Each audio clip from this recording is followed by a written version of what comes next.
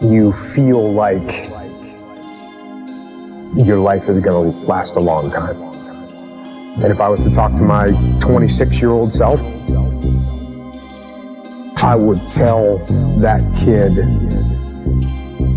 that you don't have time.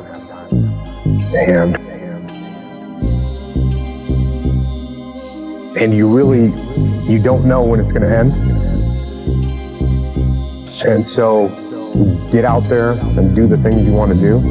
Get out there and get after them now. Don't wait another second. Take advantage of it.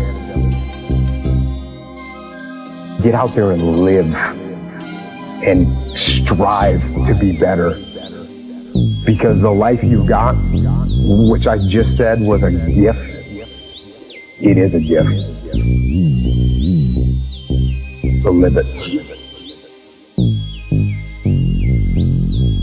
Yeah, I always wanted to be a commando ever since I was a little kid, and I heard that the SEALs were really tough and that the training was really tough. And then, once you get in, everyone makes a big deal out of buds. But it's in the SEAL teams, it's no big deal. Everyone goes through it. You get cold, you get wet, whatever. You do a bunch of push-ups and pull-ups and dips. Anyone that gets to the SEAL teams and does deployments overseas and has a real career, they're not talking about buds training. It just doesn't mean it.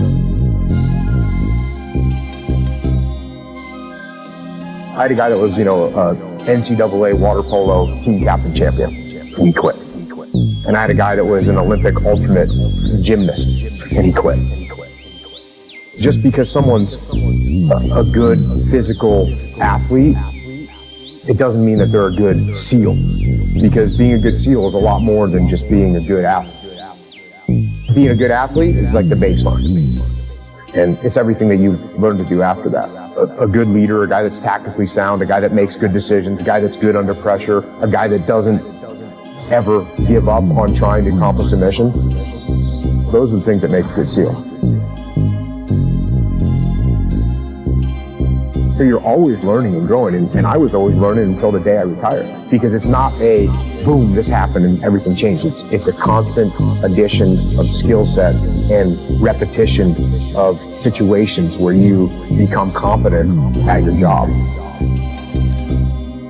The fear of getting shot or killed is not on your mind when you're in the moment. It'll build up when you're waiting to go out. There's times you're waiting to go out and you're like, thinking to yourself, okay, there's a lot of bad things going on out there, and some of them happen to me. But I think at some point you realize that there's nothing you can do about that. I mean, other than just quit and just resign yourself to a life of cowardice. But if you opt to not do that and you step up and say, okay, I'm ready. And if I die, I die. And once you overcome that, then nothing else to be afraid of. There's no one that wishes for peace more than people that have been to war. Because when the war drums sound, it's my friends that are going to fight. That's who's going to fight. It's my friends that are going to put their lives on the line. So when the war drums sound, the people that have been to war are the ones that actually say, let's think about this first. Because like I said before, and like everyone says all the time, and they say it like it's no big deal, but war is hell. When you take an 18-year-old kid, you're gonna go put him in a situation where he's gonna have to kill people and possibly get wounded or possibly get killed himself. That's a traumatic experience. And so before you do that, you should think about why you're doing it and understand if the people have the will to fight.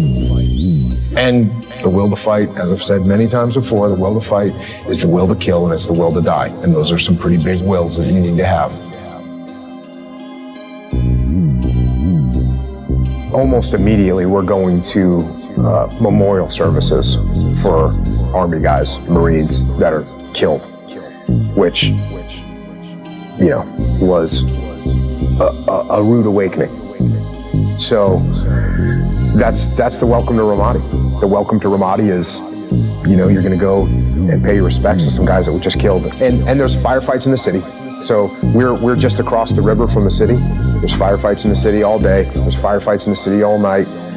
We're on the rooftop of our building. You can sit there and watch tracer fire go back and forth. We're shot at from, you know, across the riverbank. It was legit. It was legit combat. It was a legit bad scenario with sustained combat operations. How do you lead your men through that when you know they're dealing with not only the funerals, which definitely take a psychological toll, but then even that just constant firefighting over there? I mean, do you have to switch up your gear and think, okay, I got to lead stronger or maybe a little easier in certain scenarios? Are you changing? Yes, you do have to modulate your leadership. And you have to do that if you're in the business world. You have to do that if you're leading any kind of team. You've got to modulate, and you got to recognize when your guys need to be pushed and when your guys need to be not pushed and given a rest. So you're constantly doing that, regardless of what kind of team you're leading. And in combat, like, you know, I say all the time, it's amplified, because if you push your guys too hard in combat, they're going to break. You know, whereas in business, oh, maybe they make errors on something, or maybe they do snap. I mean, it does happen in the business world where people like can't take it anymore. But in combat, it'll happen very quickly. And so, you know, you're constantly modulating and taking measure of where your guys are at. And, you know, sometimes I didn't do a great job of that. Sometimes I went a little far and said, ooh, wow, I just saw the look on that guy's face. He needs a rest. And I should have recognized that earlier. And, you know, you make mistakes, no doubt. What I had on my side was I had experience, and I had paid attention to my elders when I was a kid. And when I was getting trained and there was no war going on and it was the 90s, and I'd hear a guy, you know, someone whose name you'll never hear, but a guy that if you're in the SEAL teams, you know who that person is because they were a legit badass Vietnam war hero. You'd hear them say something, I would hear them say something, and I would collect that and I would hang on to it. That's what prepared me, was that experience of growing up with listening to my elders. The SEAL team doctrine wasn't written down anywhere. It was all word of mouth and passed down from generation to generation that way. And making sure that you're not being cocky, making sure that you don't have the attitude that you talked about earlier of, you know, we're always going to be better than the enemy. We're always going to win, because you're not always going to win. And especially if you think you're always going to win, then you're not going to prepare that the way you should. You're not going to give everything you can to your training, to making sure that you are prepared for that moment when it comes. And it might come once on a deployment, it might not come on a deployment, and it might come on a daily basis. The sentries that are trying to hold down the fort and protect would take cover from all this enemy fire that was coming at them. In would come a big suicide vehicle-borne IED, truck-loaded bomb, and they would just drive right into the compound and detonate themselves and kill dozens of people. And they did that on multiple occasions. They did it times where they did it to multiple areas at the same time. Wow. So that's how coordinated the enemy was. They knew what they were doing. Were you impressed by them? Were you ever like, I didn't expect that to happen? Or did you ever have a respect for their tactics? I absolutely always had respect. I respect the enemy, absolutely. And the minute you're not showing respect to the enemy and their capabilities is, again, that's a lack of humility, and it's going to get you killed. You know, you have to respect your enemy at all times. And whether your mission is to go out and capture, kill bad guys, or your mission is to produce something or sell something or manufacture something or design something, trying to get that team to be unified behind a plan and execute it efficiently, it doesn't matter what the mission is. You're still dealing with human beings. You're still dealing with people. Whether you're in the SEAL teams or whether you're in the Army or the Marine Corps, the people that are working for you are not robots. They're people. And you cannot give them orders and expect them to just execute like a robot would. If the military was like that, then military leadership would be the easiest thing in the world. You know, my guys wouldn't just do what I told them because I outranked them. And I kind of get that funny look. Well, let me ask you this. I'm here because your employees aren't doing what you want them to do, right? Can you just fire them? Don't they work for you? Aren't they supposed to follow you because you're in charge and you write their paycheck? But all of a sudden they're not doing what you tell them to do. Why is that? It's the same exact reason, because they're people.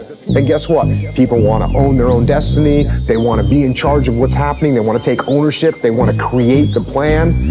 That's how they want to go through life. They want to go through life being treated like a robot. They want to be treated like a human. So don't talk to me about, oh, well, it was easy for you because you had these highly trained, highly disciplined, Terminator robots that work for you. Not true. In fact, the opposite.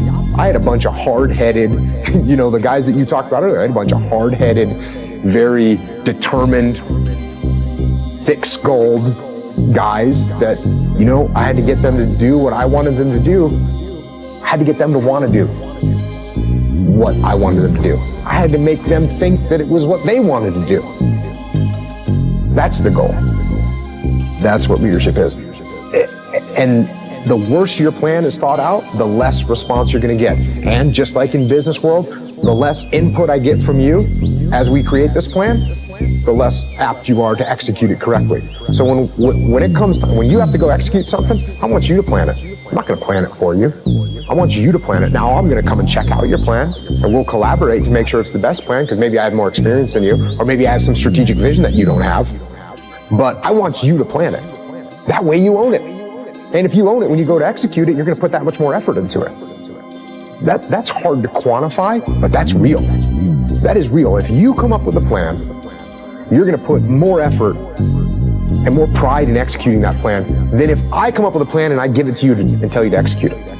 That's just a reality. I don't care who you are. That's a reality. Ordering people to do things does not work. You actually have to lead them. And another buzzword out there is accountability. You got to be accountable. You got to hold your people accountable. And to me, accountability is a tool. It's a tool of leadership, but it's not the primary tool of leadership. It's actually a crutch. It's actually a tool to use when you don't pull off leadership correctly. So what you want to do, I talk about this all the time. I didn't hold my guys accountable. I didn't, walk down the line and inspect what they were doing. And no, I didn't have to hold them accountable. They wanted to do the right thing. They wanted to do what was aligned with the mission. I had to hold them back. Never mind make them do it. And that's what leadership is. It's not about accountability. It's about leading and getting them to lead themselves and getting them to take ownership of things. That's when you know you've succeeded as a leader, when you're just about out of a job. When you're sitting back and you don't have to do anything because your frontline troops and your subordinate leadership is making things happen with almost no effort from you. And the only time you have to step in is when something's going sideways or you see something getting off track, you got to step back in there. But the ideal is that you can sit back, observe, start looking at what the other strategy is, what to do next, other problems, other parts of the world, but you can just let your people do what they want to do because they want to do it. Not because you have to breathe down their shoulder and hold them accountable. Not the way to lead. And to that same young man that wants to be a SEAL, the guys that want to be like Jocko one day, what do you tell that 20-year-old that sees this thing and says, I want to go do that? Well, first of all, don't try and be like me. Be better than me. Crush me. Make me look like a baby. That's what you do. And don't talk about it. Don't mull it over. Don't plan for it. Just get after it. Get after it.